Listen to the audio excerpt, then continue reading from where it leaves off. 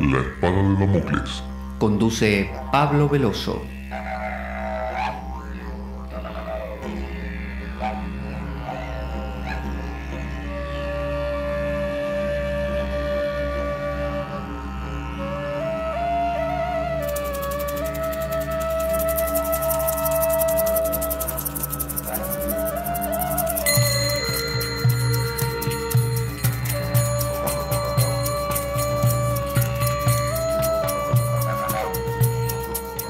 Tal como lo cortés no quita lo valiente, así lo hilarante no quita lo profundo. Y dado que la vida es un juego, aquí comienza La Espada de Damocles. La ficción más real que puedas concebir. La Espada de Damocles es un programa que por mera falta de objetividad cree ser diferente. Personajes mitológicos salidos de los más profundos avernos. Leyendas escabrosas y sin sentido. Curiosidades inquietantes e inútiles. Historias antiguas malversadas por nuestra incapacidad de entendimiento. Y cuentos carentes de profundo significado. También pretenderemos sin el menor éxito entender al ser humano en toda su dimensión. En suma, si quieres desperdiciar tu vida, aquí comienza La Espada de Damocles, la ficción más real que puedas concebir.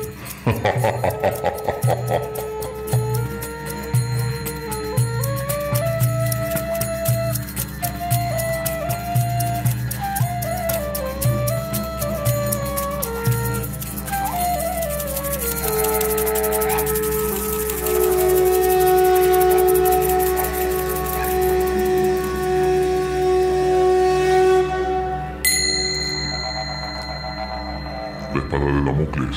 Conduce Pablo Veloso.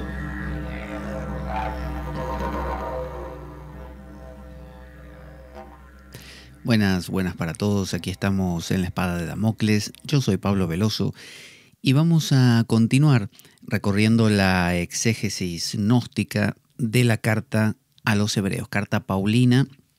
Recordemos que las epístolas, las cartas de Pablo de Tarso, fueron escritas prácticamente inmediatamente luego de la muerte de Jesús.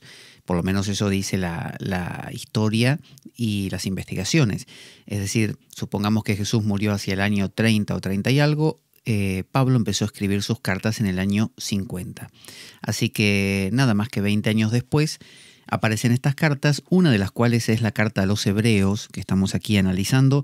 Es una carta importante porque Pablo presenta a la comunidad hebrea teológicamente sustentando la idea de Cristo, la idea cristiana, la idea de la nueva revelación que él tiene. Este enfoque gnóstico nos permite redefinir muchos de los elementos, o todos prácticamente, de los que están contenidos en estas cartas, de manera que cuando las leamos, en lugar de tomar simplemente el enfoque literal, que según esta triple división de los gnósticos y esta triple división que los gnósticos atribuyen a Pablo, sería una visión demasiado carnal, por ejemplo, o demasiado natural, que sería la intermedia, o psíquica, pero nunca la neumática. La neumática es la profunda. Entonces, habíamos quedado en el capítulo 2, versículo del 2 al 10. Estamos siguiendo el libro de Elaine Pagels, el Pablo gnóstico, exégesis gnóstica de las cartas paulinas. No quiere decir la autora, ni yo tampoco, que Pablo haya tenido realmente esta inclinación gnóstica. Lo que estamos diciendo es que la visión gnóstica de la vida en realidad es una manera de ver, una manera de posicionarse. Y todo luego puede ser entonces, todo lo que uno toque, mire, sienta, perciba, puede ser traducido en el paradigma gnóstico y por lo tanto, al ser redefinido de esa manera, puede ser asimilado más fácilmente, integrado a un todo más coherente. Entonces, en este verso, que es un verso, le anticipo un tanto, estos versos son un tanto abstrusos porque hablan de teología, pero los vamos a explicar enseguida apenas lo lea muy claramente. Dice, pues si la palabra dicha a través de los ángeles, está diciendo Pablo, llegó a ser cierta y toda transgresión y desobediencia recibió justa retribución, como por ejemplo en Sodoma y Gomorra, que los ángeles vinieron para castigar y hasta pudieron tener ahí una especie de tira y afloje con Abraham, que les pidió que por favor salvaran aunque sea a una parte, y finalmente salvaron a Lot y a su familia, nada más. Dice, ¿cómo escaparemos, dice Pablo, si desatendemos tan gran salvación que en el principio fue dicha a través del Señor, mientras Dios también dio testimonio mediante signos y prodigios y muchos poderes que el Espíritu Santo distribuyó según su propia voluntad? Está planteando Pablo qué pasa con la desobediencia, qué pasa, y recordemos, cuando hablamos de desobediencia siempre lo vamos traduciendo, no se trata de una desobediencia a prescripciones morales nada más, un portarse mal, sino que la desobediencia en última instancia es la noción de pecado, errar, ¿no? Cuando uno yerra, se equivoca, simplemente es que está en un estado de inarmonía. Eso es el pecado, ¿no? Para sí mismo y para los demás. Dice, pues no fue a los ángeles a los que sometió al cosmos venidero, pues habiendo sometido a él todas las cosas, no dejó nada que no estuviera sujeto a él. Todavía, ahora, no vemos todas las cosas sometidas, pero vemos a Jesús, quien por un corto periodo fue hecho inferior a los ángeles, coronado con la gloria y honor por el sufrimiento, la patema de la muerte, ya que por la gracia de Dios probó por todos la muerte. Está diciendo que por un lado todo está sujeto al Cristo. Acordémonos que aquí hablamos del Cristo como un principio, no como una persona.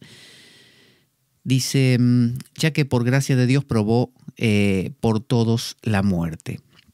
Pues era conveniente que Él, a través de quien y por quien son todas las cosas, llevando muchos hijos a la gloria, perfeccionara mediante los sufrimientos, patematón en griego, al conductor de su salvación. Entonces dice Lane, el lector iniciado podría discernir aquí 3 etapas distintas de la revelación. Primero, la ley, transmitida a través de los ángeles. Ese fue el primero. En la época de Abraham había leyes, ¿no? En la época de Moisés había leyes. Por eso Jesús habla siempre del antiguo pacto y del nuevo pacto, ¿no? Se entiende que el Evangelio es la buena nueva, es decir, se anuncia una vuelta de tuerca más. Esto no quiere decir que los judíos, todo judío esté bajo el antiguo pacto y esté condenado, para nada. Se trata de que en todo hay distintas profundidades, pero viéndolo desde la visión cristiana y gnóstica cristiana, como una figura, el judaísmo representa el antiguo pacto, ¿no? Porque dentro del judaísmo sabemos que está el movimiento de la Kabbalah y otros tantos que son súper profundos. Entonces, uno de esos etapas de la revelación es la de los ángeles. Estricta justicia impuesta y retribuida. O sea, te portas mal, palazo en la cabeza.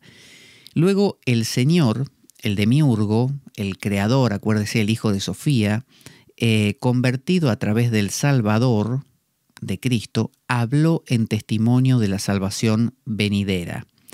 Finalmente, Dios, el Padre mismo, también la atestiguó mediante signos y prodigios que transmitían la revelación a los psíquicos y mediante la distribución del Espíritu Santo a los elegidos.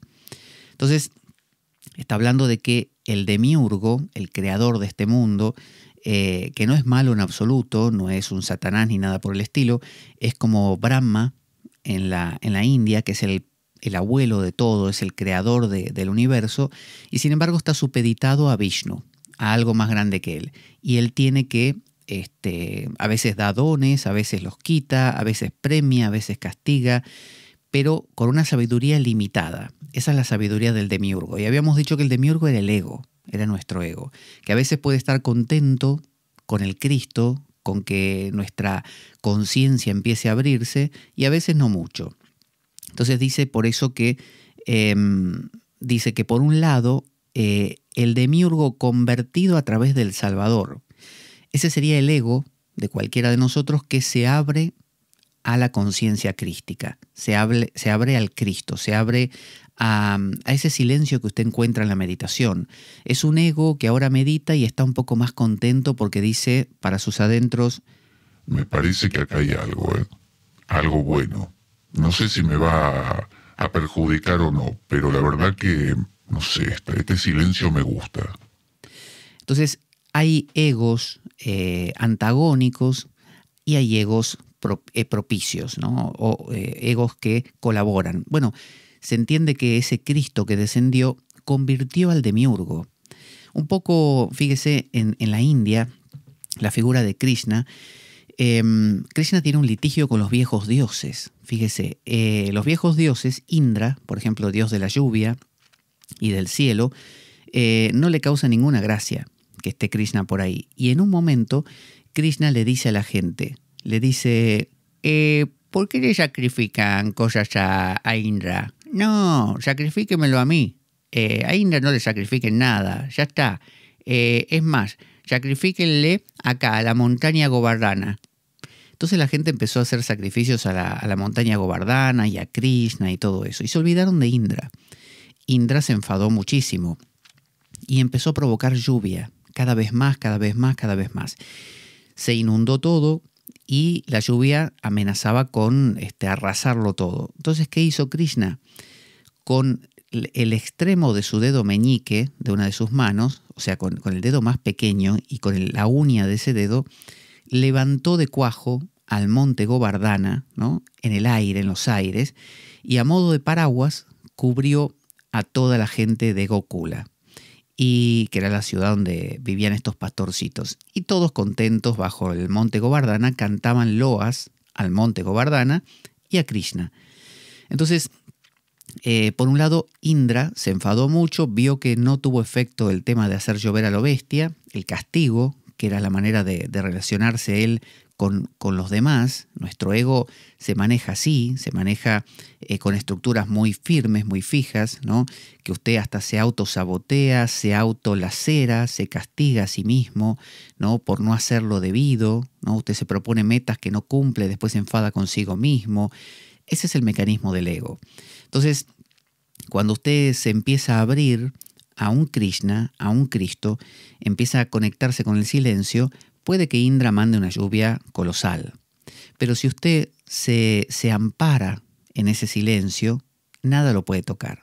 Y Krishna lo protege, o Cristo.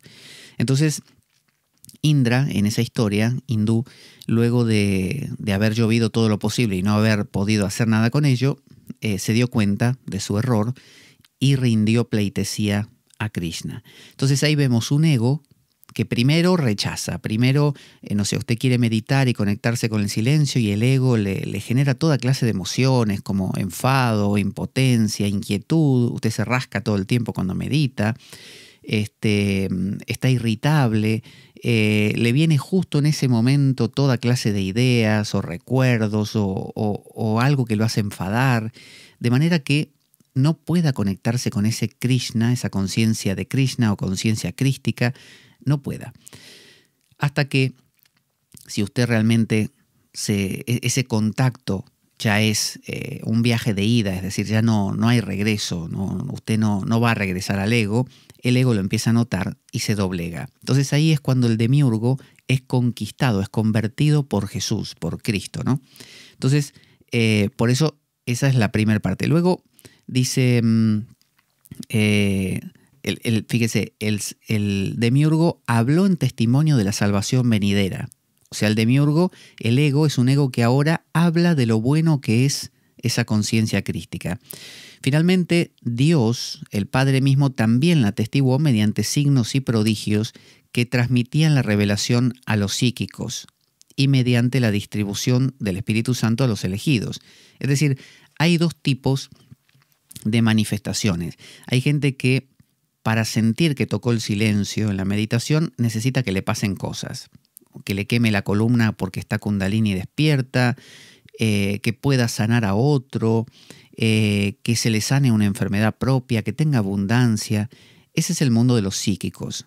Es decir, los psíquicos son personas, o es un nivel de nosotros también, el nivel mental, que busca razonar de, a ver, ¿por qué realmente o si realmente alcancé esto? ¿Y cómo lo sé? Con pruebas. ¿Y qué prueba? Y por ejemplo, si yo impongo las manos a otro y lo curo de una alergia que tiene, bueno, esa es una prueba de que yo alcancé un estado profundo. Esa es la moneda de cambio de los psíquicos, de los naturales, diría Pablo de Tarso. Mientras que los neumáticos o espirituales no necesitan eso. Esos son los que reciben el Espíritu Santo. Recibir el Espíritu Santo es que se te despierte Sofía, que se te despierte Kundalini, que despierte una energía dentro tuyo, que los hindúes representan como esa serpiente que sube por la columna, y en la coronilla de la cabeza se encuentra con Shiva y se une finalmente, que es su marido, o las gopis con Krishna, o la amada del Cantar de los Cantares con el amado, y por eso aparece una llamita en el Pentecostés, en la cabeza de los discípulos, cuando reciben el Espíritu Santo. Y el Espíritu Santo es en el hebreo un término neutro que tiende a ser femenino, ¿no? Porque el Espíritu Santo, si no me equivoco, es el Ruach Adonai, que es el Espíritu de Dios, ¿no? Y ese espíritu, ese aliento es femenino. Entonces es esa energía que normalmente llamamos la Shakti o la Shekinah, ¿no? El poder de Dios que reside en nosotros. Eso es para el neumático tocar el silencio, que se despierte esa energía dentro de sí, no que haga milagros o que le pasen milagros en su vida, o que vea cosas paranormales. Eso lo necesita el psíquico. El psíquico necesita ir a la iglesia y que le pase algo fuerte y que, no sé, rompa en llanto, sienta una voz, que sienta una brisa que le pasó por el cuello y diga, bueno, es Dios que me está hablando, o que abra la Biblia y justo le aparezca el verso que estaba necesitando. Eso necesita el psíquico. El neumático no. El espiritual no. Dice, pero la superioridad de Cristo frente al demiurgo, es decir, de la conciencia esta del silencio frente al ego, es en el presente invisible. Invisible. Los psíquicos, los naturales, dependientes solo de las percepciones sensibles, ven a Jesús, ¿no? Es decir, solamente ven al Hijo del demiurgo, la manifestación visible del Cristo psíquico. O sea, están diciendo aquí los gnósticos que los naturales, los psíquicos, necesitan verlo y decir, es ese, el Jesús histórico, ¿no? El que vivió, bien, ahora se descubrió en una excavación que Jesús no comía, no sé, manzanas, comía peras, ¿no? Les importa mucho eso. Y después se pelean por lo que dijo uno, dijo el otro, no, que no es así, y que en este evangelio lo escribieron primero, por lo tanto, esto es una interpolación. Esas luchas que tienen que ver con lo visible. Mientras que están hablando aquí que los neumáticos, los espirituales, entienden que ese Cristo es invisible, que no lo ves, no podés ver al silencio. De la misma manera que no podés escuchar, no podés ver al silencio de una orquesta. Sí podés ver o oír al sonido de una orquesta. Y entonces aparece el que hace un sonido de clarinete y otro que hace un sonido de violín y otro que hace un sonido de trombón y se pelean entre sí a ver cuál es mejor. Pero si te conectaras con el silencio, verías que el silencio no tiene sonido, no tiene forma, no te lo podés apropiar. Por eso es que los gnósticos pueden ver a este principio crístico en todas partes, ¿no? En cualquier sitio. Como ocurre con el Bhagavad Gita, que habla de que cuando en el capítulo 9 se da la forma universal, el Vishwa Rupa, que Krishna le muestra a Arjuna su forma universal, en esa forma Arjuna ve todo. Arjuna dice, estoy aterrorizado viendo esta forma, veo todos los dioses, los semidioses, los asuras, los demonios, veo a todas las personas, a todo lo que existe en ti. No hay nada que no esté en ti. Entonces, eso es, no hay nada que no esté en ese principio crístico. Por lo tanto, en todo se lo puede ver. Dice, porque él, en gran humildad, se apareció como un hombre a aquellos que no podían percibirle de otra manera. Lo que está diciendo es que ese Cristo se revistió de persona para los que no podían verlo de otra manera, para los psíquicos. Entonces, usted va a una iglesia y ve una estatua de Cristo, y es ese, no es Krishna, es ese. Mientras que en realidad es un principio que no tiene una concreción visual determinada, tiene todas las concreciones que usted quiera. Por eso se dice en la India que no hay politeísmo, sino que cada ser humano, de los millones que son, representan a ese mismo Dios sin forma, trascendental, de una manera determinada. Y por eso aparecen millones, aparentemente, millones de dioses, cuando en realidad no. Es como si yo le dijera a usted, dibújeme ese árbol. Y usted me va a hacer un dibujo. Y si se lo pido a 20 personas más, me van a hacer 20 árboles que van a parecerse, pero no van a ser iguales. Y eso no es idolatría. Simplemente es que cuando uno intenta representar a algo que es imposible representarlo de manera idéntica, va a parecer que son muchas formas, pero son solo representaciones. Entonces, dice, como explica un maestro valentiniano, acuérdese que Valentín es uno de los grandes gnósticos de los primeros siglos, el Salvador, Cristo, se aparece a los psíquicos vistiendo la carne, el vestido de la condenación, prometiendo que si ahora creéis en mí, seré yo quien os sostenga a través de esta forma que veis, ¿no? De esta forma, esquema, ¿no? Que veis. Lo que ellos no pueden ver es al Cristo neumático, a quien el Padre ha sometido todas las cosas. Hay un Cristo neumático, que es el principio crístico, es el silencio de la meditación, es el misterio. Eso es el Cristo. Eso es lo que te salva, es lo que te abre a un nuevo paradigma, lo que te cambia realmente, lo que todos los místicos han buscado siempre, y por eso se sienten cerca unos de otros, aunque sean de distintas religiones. En cambio, cuando ese silencio, no lo podés captar porque no tenés esa sensibilidad todavía, sino que estás en un plano más mental, de pensarlo todo, de reflexionarlo, más emotivo, necesitas bajarlo a tu mente. Entonces, cuando lo bajas a tu mente, lo representás. Lo presentás otra vez, le das un ropaje. Y ese ropaje va a depender de tu cultura, de que si odiaste a tu padre o a tu madre, si odiaste a tu padre va a tener forma femenina ese principio. Si odiaste a tu madre va a tener forma masculina. Y así. Entonces, luego, si otros se pliegan a la misma imagen, la van a instaurar, a defender y quizás hasta armen una cruzada para enfrentarse a todo el mundo. Entonces, dice, pues descendió del pleroma, habla de Cristo, a causa del sufrimiento, patema, de la muerte, es decir, a causa de la pasión, patemata, de Sofía, que se convirtió en los elementos de la creación y que ahora constituye el presente reino de la muerte. Acuérdese que para los gnósticos y para los hindúes, por ejemplo, también, ese nivel trascendental de equilibrio absoluto, Dios, el todo, Brahman, la Ogdoada, según los gnósticos, ese mundo de equilibrio se rompe, por alguna razón se rompe. Y cuando se rompe, que bueno, el catolicismo y el protestantismo tienen la misma idea con la caída del Edén, cuando se rompe uno cae, es decir, Sofía, uno de los eones, cae en el mundo del Kenoma. Y bueno, crea todo un universo con su dolor, el dolor de la separación, el dolor de estar lejos y no poder volver. Entonces, como si a usted no se lo hubieran secuestrado porque sin querer se metió en un tren que no correspondía y lo llevaron lejísimo y cuando se despertó estaba en un sitio que no conoce y se siente asustado. Y bueno, crea todo un mundo mental de miedo, de perplejidad, de asombro, de estupor, y todo eso cobra obviamente realidad. Ahora ese es su mundo. Bueno, a Sofía le pasa lo mismo. Y no lo voy a contar otra vez porque ya lo he contado, pero ese es el mundo al que viene el Cristo a rescatar a Sofía, ¿no? El principio del silencio viene a rescatarnos de nuestro lío mental, por así decirlo. Por eso es que nos complace tanto sentarnos un rato a meditar o entrar en silencio, porque decimos, bueno, esto es lo que me falta, esto es lo que necesito. Dice, vino a probar la muerte por todos. ¿De quién habla? Del principio crístico.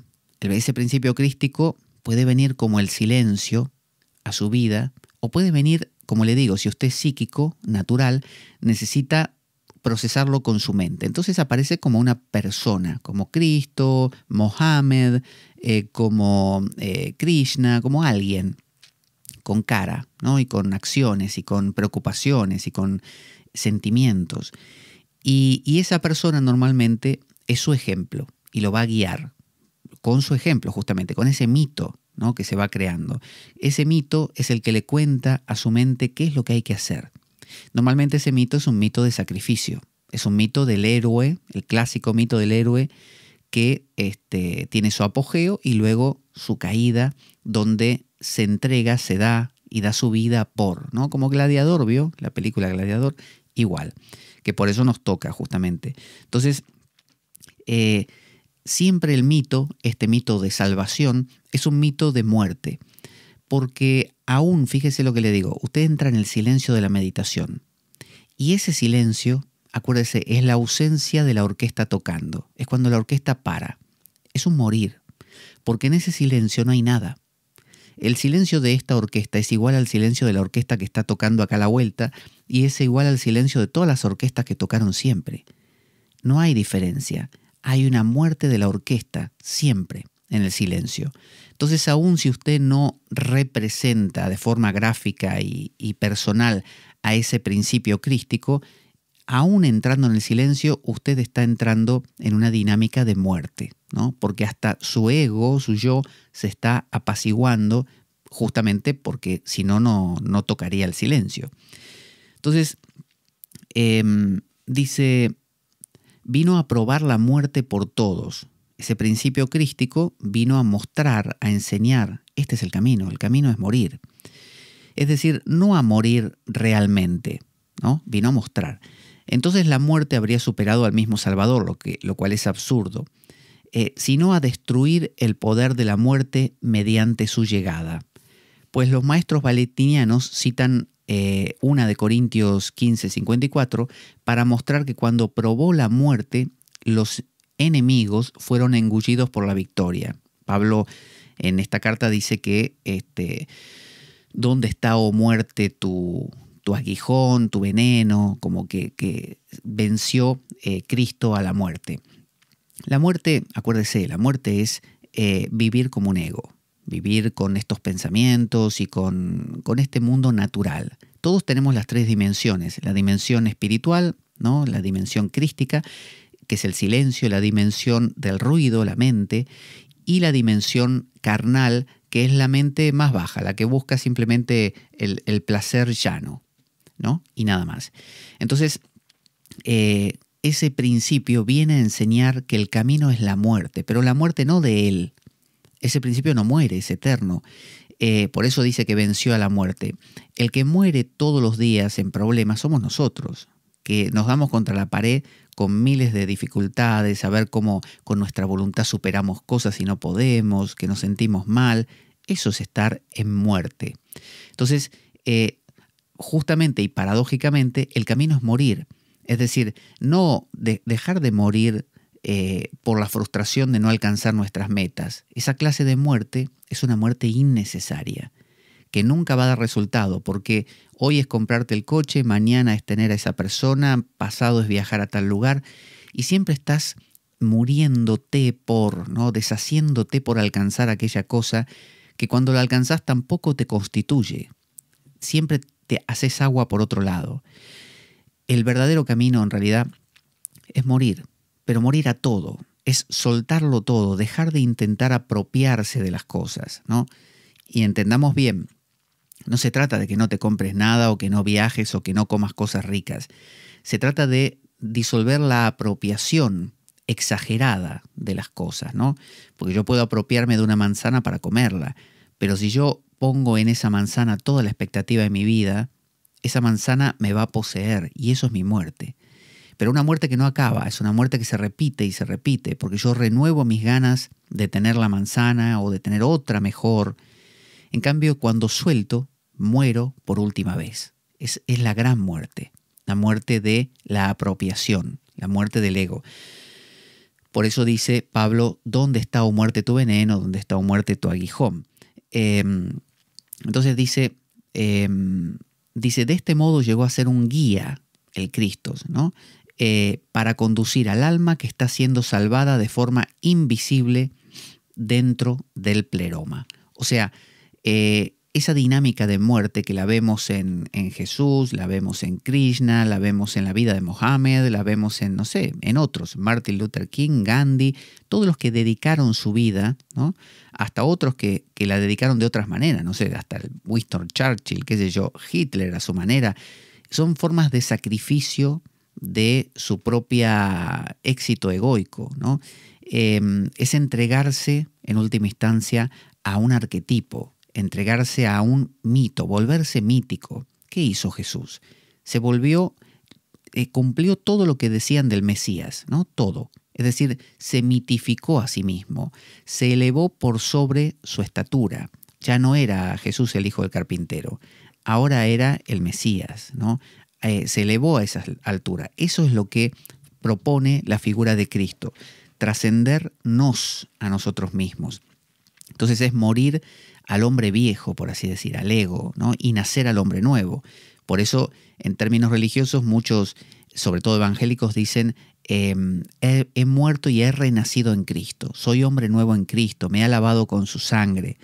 Lo que quieren decir, en el mejor de los casos, si es que realmente lo viven así, es que están siguiendo el ejemplo de ese Jesús y están dejando de lado la apropiación, y por eso son hombres nuevos.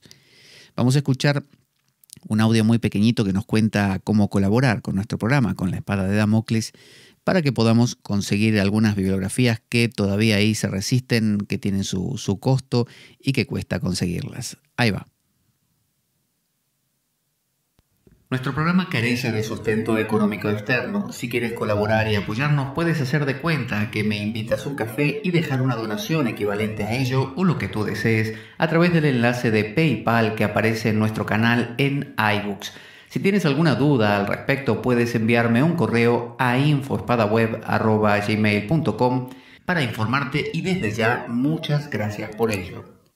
Vamos ahora todavía dentro del capítulo 2 de Hebreos, carta a los Hebreos, vamos del 14 al 18. Dice, ya que los hijos comparten la carne y la sangre, él mismo prácticamente participó de ellos, para que a través de la muerte pudiera destruirle, quien tiene el poder de la muerte, es decir, el diablo, y liberar a aquellos que por temor a la muerte estaban en esclavitud durante toda su vida, pues atendía o cargaba con la semilla de Abraham. Por eso tuvo que hacerse en todos los sentidos, katapanta en griego, como sus hermanos, para que pudiera llegar a ser misericordioso y sumo sacerdote fiel en el servicio de Dios, porque sufrió y ha sido probado, puede ayudar a aquellos que están siendo probados. Es el mismo principio. Lo que está diciendo es que ese Jesús, imagínese que usted le quiere hablar a un niño pequeño, ¿no? Y le quiere explicar física cuántica. Es imposible. Usted le va a intentar hablar y va a darse cuenta que su nivel, quizás que es un nivel de universidad, es imposible que se lo entienda un niño. No se lo va a entender. Lo va a mirar con ojos como platos. Entonces usted va a empezar a mirar alrededor a ver qué encuentra, qué objetos, y quizá con objetos le va contando un cuento. Un cuento. Se lo narra como una narración con personajes e intenta todo lo que pueda acercar al niño a la idea que usted le quiere transmitir.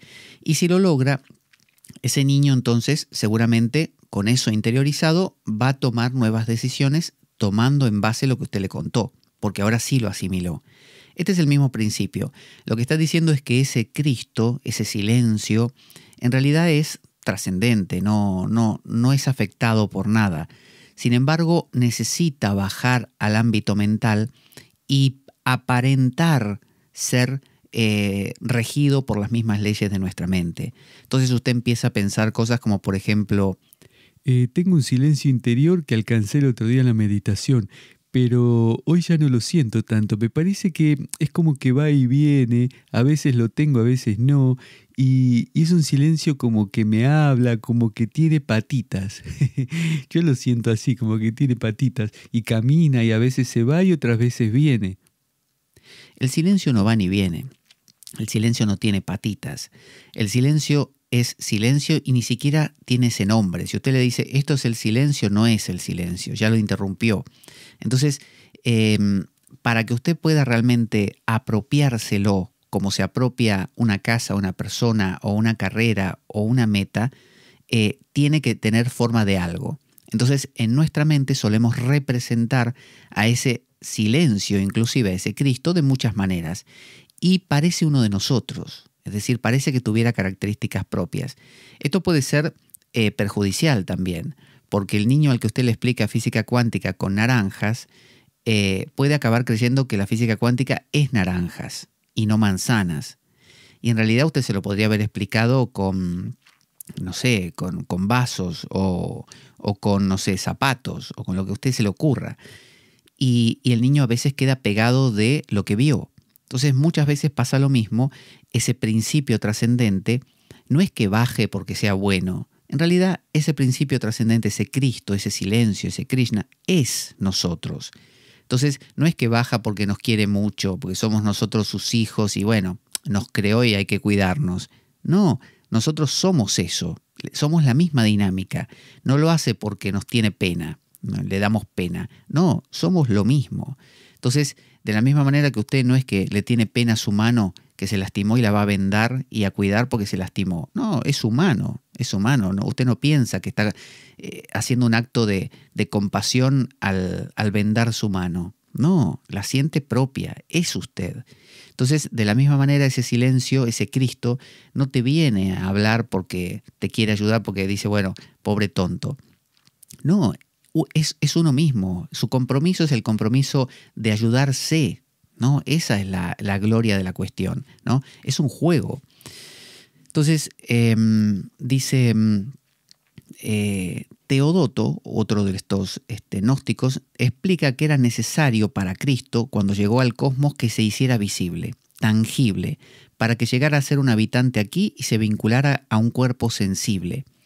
Esto no es que Cristo era un principio que volaba por ahí como una mariposa y se tuvo que meter adentro de un cuerpo y dijo, por ejemplo, a ver, ¿en qué cuerpo me meto? A ver, ¿en el de ese que va caminando ahí o en aquella que está yendo para allá? ¿Dónde me meto?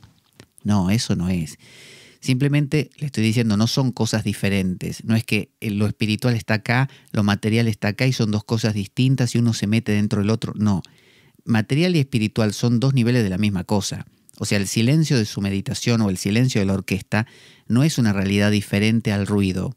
Es una expresión de lo mismo, es un grado distinto de lo mismo.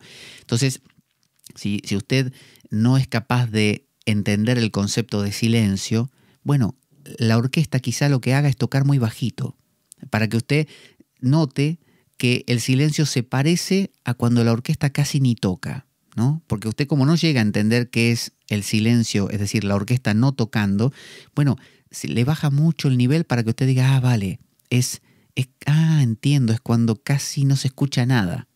Bueno, entonces la orquesta le dirá, bueno, sí, pero no, pero bueno, dejémoslo así por ahora. Es cuando la orquesta toca bajito, ahí lo captaste.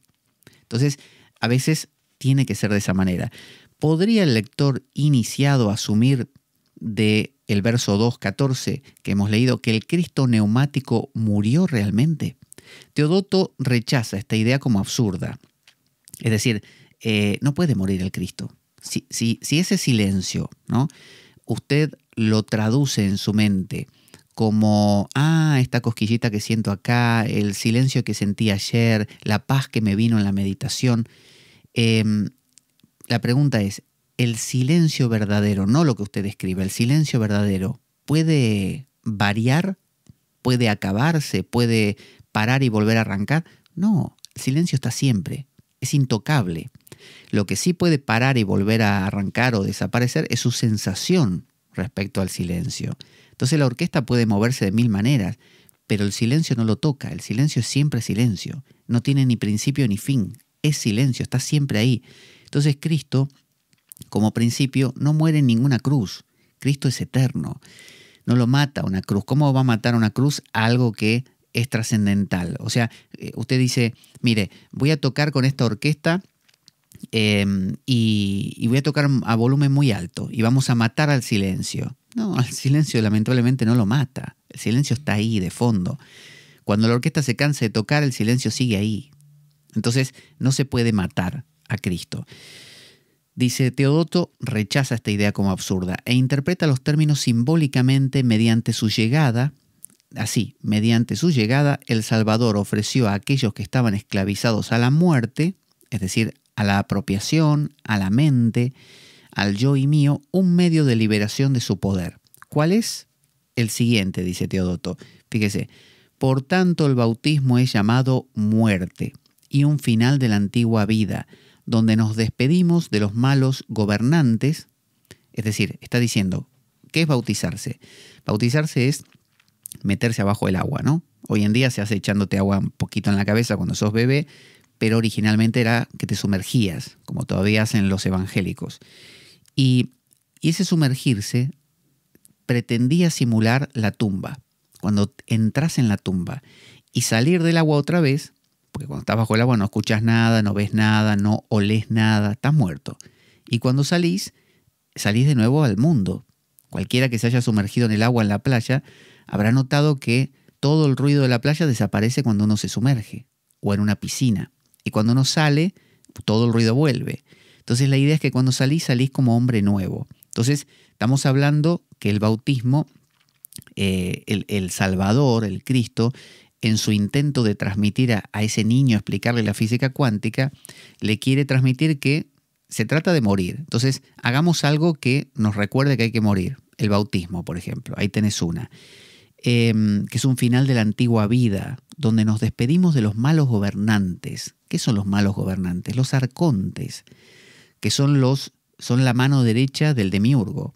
Es decir, los arcontes, los regentes, son nuestras potencias, como diría San Juan de la Cruz. Nuestras potencias son el deseo, la voluntad, la memoria, ¿no? Lo que los hindúes llamarían el antaskarana, el órgano interno.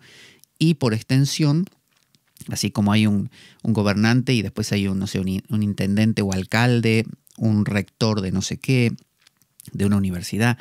Es decir, hay gobernantes más pequeños, que son todos sus pensamientos. Entonces, hay que cambiar los pensamientos, hay que cambiar el paradigma. Eso es lo que te está diciendo con el símbolo, con el proceso ritual de un bautismo.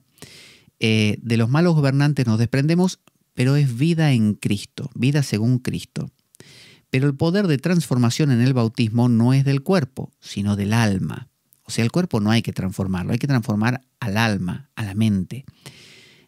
Mueren al cosmos, pero viven para Dios, aquellos que hacen este cambio, para que la muerte pueda ser liberada por la muerte.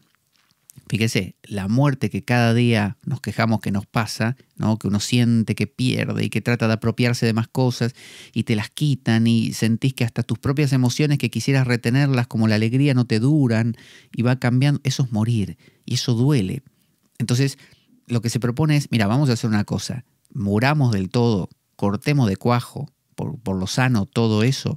Es decir, soltemos la apropiación por completo, quedémonos desnudos, vacíos. Sinónimo de bautismo, ¿no? Ese proceso.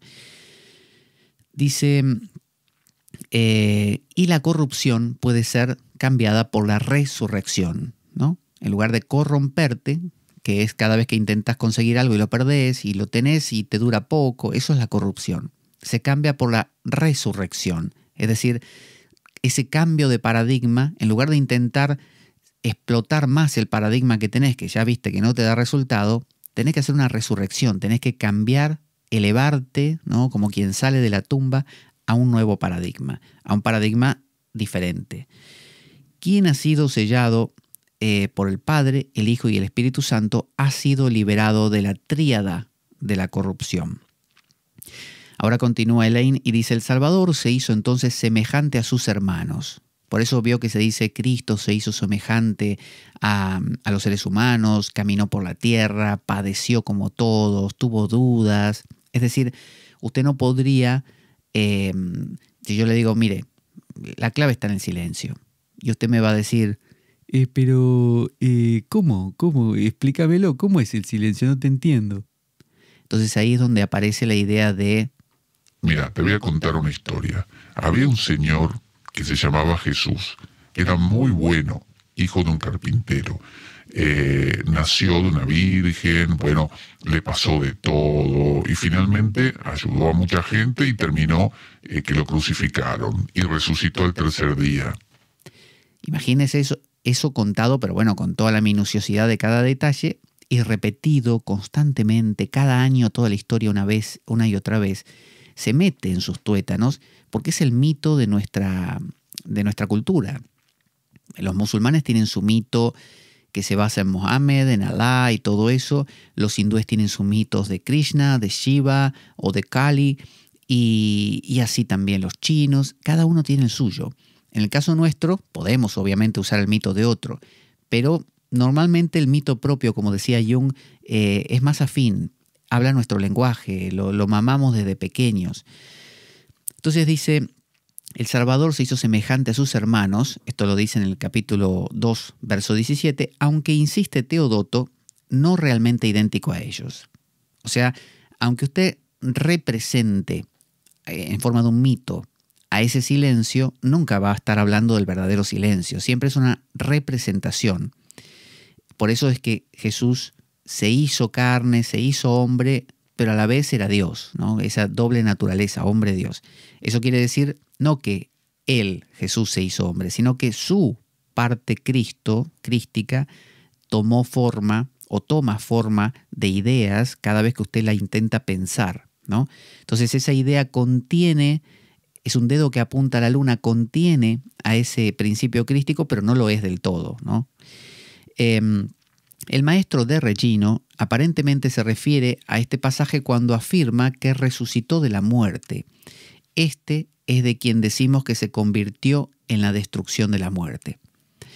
Cristo es la destrucción de la muerte. El autor del Evangelio de la Verdad, que entiendo que es Valentín, cita este verso 2, capítulo 2, verso 17, para describir cómo Jesús, el fiel y misericordioso, pacientemente aceptó la perseverancia del sufrimiento, ya que sabía que su muerte significaba vida para el hombre. Entonces, ese es otro ejemplo, es una imagen, es como cuando usted mira la vida de Gandhi y empieza a darse cuenta o estudia a Thoreau y se da cuenta que la resistencia pasiva es el camino. ¿Por qué? Porque le explicaron filosóficamente, no, porque vio un tipo. Usted lo vio que Thoreau, cuando venían a pedirle que pague impuestos, el tipo decía, no te pienso pagar nada. Y cuando le preguntaban por qué, el tipo decía, porque con este dinero que yo pago, los Estados Unidos están comprando y fabricando cañones para matar a los mexicanos en la guerra contra México, y yo no pienso apoyar eso. Entonces, claro, le dijeron que si no pagaba, iba a ir preso. Y él dijo, me importa un bledo, por mí me puede meter preso y me pudro en la cárcel. Y lo metieron preso. Lo que pasa es que sus amigos pagaron y lo sacaron a regañadientes de Thoreau, ¿no? Pero lo sacaron. Con esto quiero decir que cuando usted ve un ejemplo así, le impacta. Y claro, Thoreau no es la pureza de la resistencia pasiva. La pureza de la resistencia pasiva es una postura filosófica. Ahora, usted ve un señor llamado Thoreau con sus defectos y sus falencias que representa de una manera bastante adecuada ese comportamiento. Entonces pasa lo mismo con la idea de Jesús. Usted ve un personaje que va cumpliendo un montón de cosas y es más accesible y asequible, ¿no? Para nuestro entendimiento. Entonces, ¿dónde estábamos? Dice, ya me perdí. A ver, déjenme ver. Aquí. Ya que su muerte significaba vida para el hombre. Sobre la prueba de Jesús, ¿no? La prueba es cuando fue tentado. Cuando fue tentado no solo por Satán, sino tentado en el Getsemaní de abandonarlo todo. De decir, aparte de mí este cáliz. Indica Teodoto que incluso el Señor, después de su bautismo, fue turbado como nosotros lo somos. Después del bautismo es cuando fue al desierto. 40 días, y ahí fue tentado por Satán. Habiendo sido tentado en el desierto, su victoria sobre la tentación alienta a otros a luchar contra la tentación demoníaca. Es lo mismo. Es un principio. Usted lo ve como un mito. Usted ve a Aquiles, estudia el mito de Aquiles y le inspira para ser valiente, por ejemplo. Y eso no quiere decir que Aquiles haya existido. Da igual. Pero ese Aquiles lo va a inspirar a usted entonces. Dice, por tanto, ahora en el capítulo 3 estamos, verso del 1 al 6. Por tanto, santos hermanos, que participáis en la llamada celestial, recuerde que Pablo hace una diferencia entre los elegidos y los llamados. Los elegidos serían aquellos que son más sensibles a este silencio, ¿no? Que no representan tanto, mientras que los llamados son los más mentales, los que sí están más vinculados con este proceso de quiero ganar, quiero llegar, quiero conseguir, quiero, aunque sea la paz, quiero alcanzar. Entonces, por tanto, santos hermanos, que participáis en la llamada, ¿ve? Considerad a Jesús el apóstol y sumo sacerdote de vuestra confesión. Les está hablando a niños ahora. Fiel a quien le designó, es decir, Dios, exactamente como Moisés fue fiel en la casa de Dios. Está hablando casi como diciéndoles a la gente, crean en este Jesús, compórtense como Él, tómenlo como modelo y escuchen también lo que dice su papá, el demiurgo en este caso, ¿no? Es decir, le está hablando a niños. Pero Jesús ha sido considerado digno de mucha más gloria que Moisés, aclara Pablo, como el constructor de una casa tiene más honor que la casa. Pues toda casa es construida por alguien, pero Dios ha preparado todas las cosas, y Moisés fue fiel como sirviente en toda su propia casa, como un testigo de las cosas que serían dichas más tarde, pero Cristo es hijo en su propia casa. Es decir, la diferencia entre Moisés y Cristo, para Pablo, Moisés representa al demiurgo, al ego, ¿no? Representa al ego que se porta bien. En el caso de Moisés, es el ego que cumple reglas morales buenas, estrictas, portarse bien, ser bueno, no esto, no lo otro. No es un loco, es un justo, dirían los judíos, un justo. Mientras que Cristo no es de ese estilo. Cristo no es egoico. El principio crístico es el silencio. Moisés equivale a que la orquesta toque muy bien, perfectamente afinada. Genial, es una orquesta tocando perfectamente bien. Pero si lo que queremos descubrir, porque notamos que nos falta, por más que tocamos más y más tiempo y mejor y más piezas musicales y con más arreglos y todo, siempre se nos escapa algo. Algo que notamos hace rato que nos falta, es el silencio. Cuando empezamos a incluir el silencio, de repente estamos tocando la pieza y cortamos un segundo y retomamos. Tocamos otro rato y cortamos 2 segundos y continuamos. Es decir, empezamos a incluir el silencio, pero todavía no lo entendemos. Es un silencio mezclado con la pieza musical. Ese es el Cristo que toma forma para los que son como niños, ¿no? Un Cristo que tiene que estar mezclado con el ruido. Pero pese a todo notamos que es muy diferente lo que estamos tocando a ese silencio. Ese silencio es profundo, muy profundo. Es de otra calaña, de otro nivel. Por lo tanto, ese Cristo es un hijo de Dios, mientras que Moisés no. Entonces, dice, Pablo exhorta a aquellos que comparten la llamada celestial, los psíquicos, ¿no? Los que son como niños, a reconocer la superioridad de Jesús, el Hijo del Padre, sobre Moisés, su sirviente, sobre el ego. Pues como sumo sacerdote, entra Cristo en el Sancta Sanctorum, la parte más profunda del templo de Jerusalén. Claro, si uno sigue a ese silencio, va a ir hasta lo más profundo. El silencio realmente viene de la fuente, viene del Padre, de Abba, y no del demiurgo, no del ego. Entonces dice, pues como sumo sacerdote entra en el Sancta Sanctorum, pues Jesús entra en el pleroma.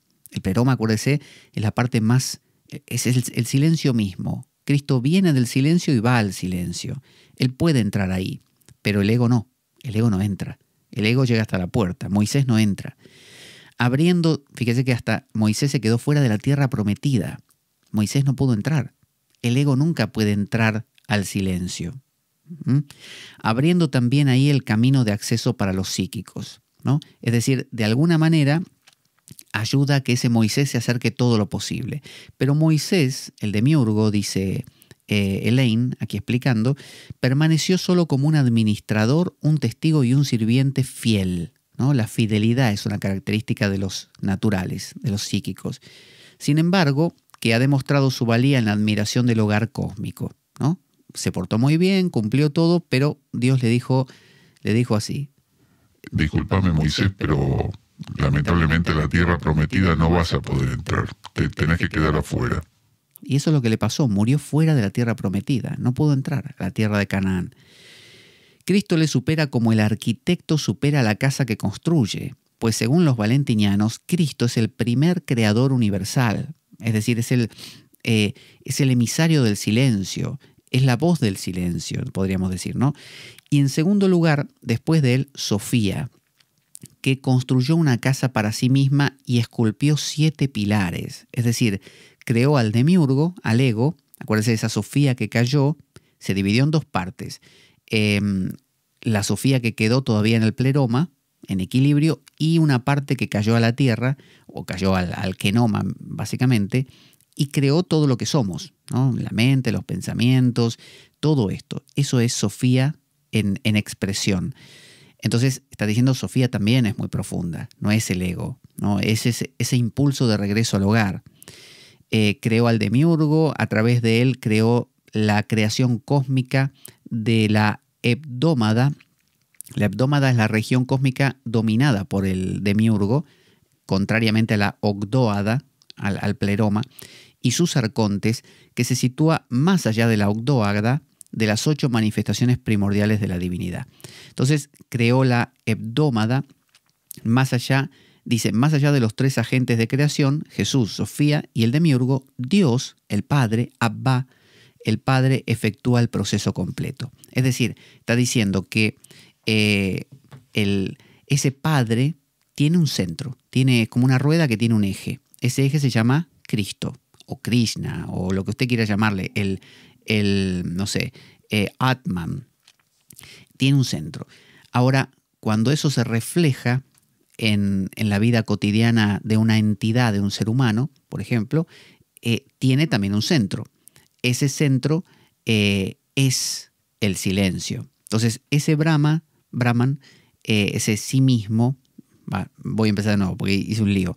Ese pleroma, ese mundo de silencio, tiene un centro, que es el sí mismo, diría Jung. Y al reflejo en espejo de eso, que somos nosotros, por ejemplo, también tenemos un centro, que es el silencio, ese silencio interior, el Cristo. Ahora sí, el Cristo, que es algo que está ahí dispuesto a contar su historia, la historia del silencio, y que es convocado por una necesidad nuestra continua que a veces se vuelca a conseguir cosas y otras veces esa misma energía la podemos inclinar para el lado de soltar todas esas cosas y buscar realmente la que sí nos va a satisfacer, que es el silencio. Eso es la energía de Sofía. Y la tercera es el demiurgo. Y el demiurgo es el ego, que es una especie de centro falso. Es un centro que no es centro, que está bien, que organiza nuestra mente, que nos da una sensación de yo soy yo, de que tengo mis metas, pero en realidad jamás va a dar la felicidad. Porque a través de sus arcontes, sus pensamientos, lo único que hace es apropiarse de más cosas y nunca ser feliz. Por eso la idea es que cuando uno se va abriendo a ese silencio, inicialmente el demiurgo se pone incómodo, el ego, pero finalmente con el tiempo aprende a relajarse y a darse cuenta de que debe morir. Y resucitar, O sea, debe morir y resucitar. O sea, va a haber un nuevo equilibrio donde ese demiurgo va a tener un rol, pero un rol diferente, no despótico como hasta ahora lo está teniendo y lleno de miedo. Hasta aquí vamos a ver hoy la carta a los Hebreos y continuaremos en la siguiente ocasión. Soy Pablo Veloso, esto es La Espada de Damocles y vamos a escuchar nuestra cortina de despedida. Ahí va.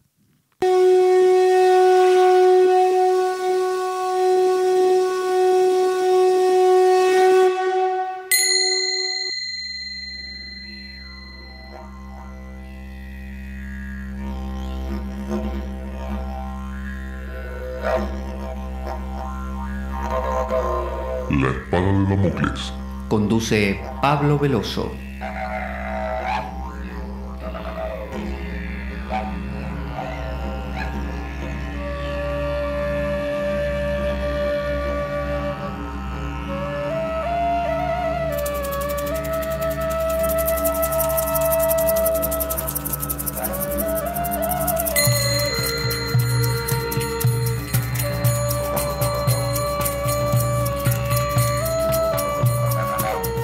Y dado que la vida es un macabro juego concebido por una mente perversa, únete a nosotros en nuestro próximo programa, cuando escuches las siguientes palabras.